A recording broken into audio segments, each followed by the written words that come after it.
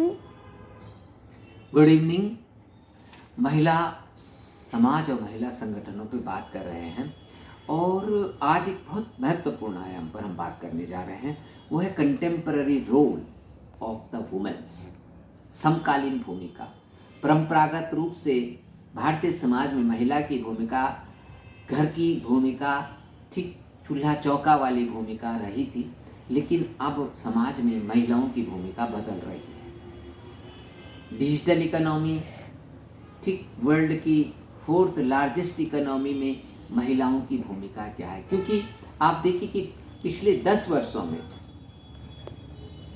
Economy का shape और size भी बदला है, अपॉर्चुनिटीज भी बदली हैं और चैलेंज भी बदले हैं। महिलाओं के लिए नए अवसर की भी खुले हैं और नई भूमिकाएं भी महिलाओं के आगे आई हैं। तो अब आपको उन क्षेत्रों को पहचानना है जहां आज महिला काम कर रही है। देखिए, ट्रेडिशनली 2 एरियाज में हम वुमेन्स को बहुत ज़्यादा आप देखते थे कि भाई स्कूल टीचर बन गई, नर्स बन गए, ठीक, और बाकी। लेकिन आज विशेषकर 2000 के बाद, पहले तो 1990 से हम देखते हैं, लेकिन आफ्टर 2005 पर्टिकुलरली आप देखिए कि जो बहुत सारे एरियाज खुले हैं, जो सर्विस सेक्टर है उसमें बूम आई है। जो प्राइमरी और सेकेंडरी सेक्टर थे उनकी मुकाबले में हमारा जो सर्विस सेक्टर है, tertiary sector of the economy, वो बहुत तेज़ी से आगे बढ़ा है। और उस सर्विस सेक्टर में वुमेन फ्रेंडली जॉब खुले हैं, ठीक है, वुमेन फ्रेंडली जॉब खुले हैं। डी लाइसेंसिंग हुई है, ठीक, education, health, telecom, insurance, aviation. भाई एविएशन सेक्टर में ही देख लीजिए आप, पहले केवल 2 सरकारी विमान सेवाएं थी, एयर इंडिया और इंडियन एयरलाइंस। तो जो लड़कियां आपकी एयर हॉस्टेस बनती थी उनके लिए कम होते, लेकिन अब क्या हो गया है कि वो डी लाइसेंसिंग से उनके लिए रोजगार के ज़्यादा अवसर पैदा हुए हैं।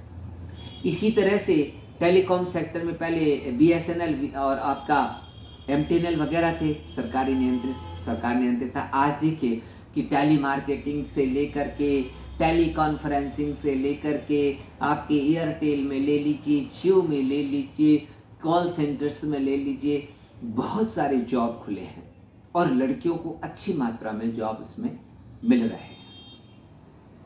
These are the opportunities created by the service sector for the women। और बाकी सरकार भी पूरी कोशिश करती है कि वुमेन्स को हर सेक्टर में लीडिंग पोजीशन मिले, हर सेक्टर में लीडिंग पोजीशन मिले, चाहे सिविल सर्विसेज में हो। बहुत सारे स्टेट्स ने अपनी 25% पोस्ट लड़कियों के लिए सेव रिजर्व कर ली है सिविल सर्विसेज में। और बहुत सारे एरियाज हैं, चाहे डिफेंस का सेक्टर हो, चाहे हेल्थ का सेक्टर हो, टेलीकॉम का सेक्टर हो, एविएशन का सेक्टर हो, और मीडिया में तो आप देखते हैं कि महिलाओं का अच्छा खासा दबदबा है। 2000 से पहले जिन एरियाज में महिलाएं दिखती नहीं थी, आज उन एरियाज में, बल्कि ये एरियाज तो 2000 से पहले तो कोई एरियाज थे ही नहीं, ठीक है।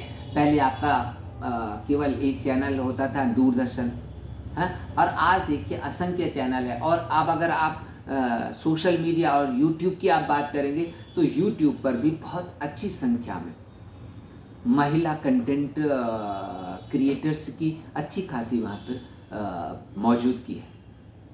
तो ये नए एरियाज हैं जहाँ महिला अपनी उपस्थिति दर्ज करा रही है। ये खुलते हुए अवसर हैं, और आपका कृषि क्षेत्र में भी महिलाओं का मार्केटिंग के क्षेत्र में खूब अच्छा इनका प्रसार हो रहा है। बल्कि इसको तो वुमनाइजेशन, फेमिनाइजेशन ऑफ एग्रीकल्चर भी कहा जा रहा है। और आपका मतलब जो है दूसरा कि आपका जो मार्केटिंग वाले जो एरियाज़ हैं, जो नए आपके खुले हैं, जो नए नए शॉपिंग मॉल खुल रहे हैं, B ग्रेड और C ग्रेड सिटीज़ में भी जो बड़े बड़े शॉपिंग मॉल खुल रहे हैं, उनमें भी जो आपका मार्केट वाला जो बिजनेस है, इसमें भी महिलाओं की अच्छी खासी भागीदारी बढ़ रही है।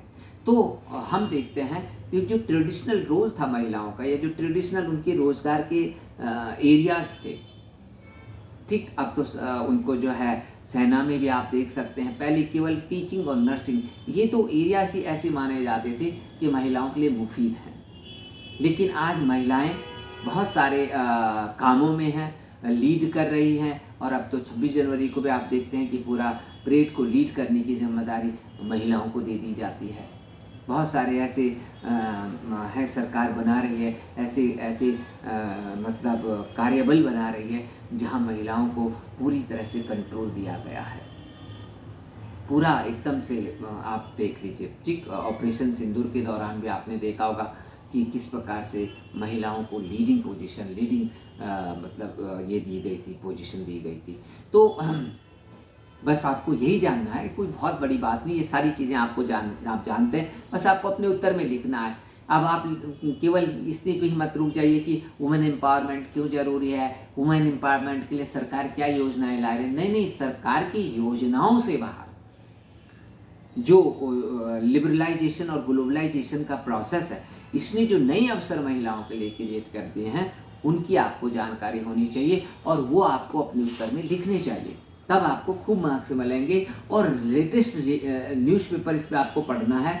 कोई भी आप न्यूज़पेपर पढ़ते हैं, एडिटोरियल में आते रहते हैं, जैसे हम आपके जो ये आता है वुमेन मार्च में 8 मार्च को जो इंटरनेशनल वुमेन डे आता है, उस पे आते हैं। और कई बार योजना और कुरुक्षेत्र भी इस पे विशेषांक प्रकाशित कर देती हैं, महिला उद्यमियों पे विशेषांक प्रकाशित कर देते हैं, ठीक।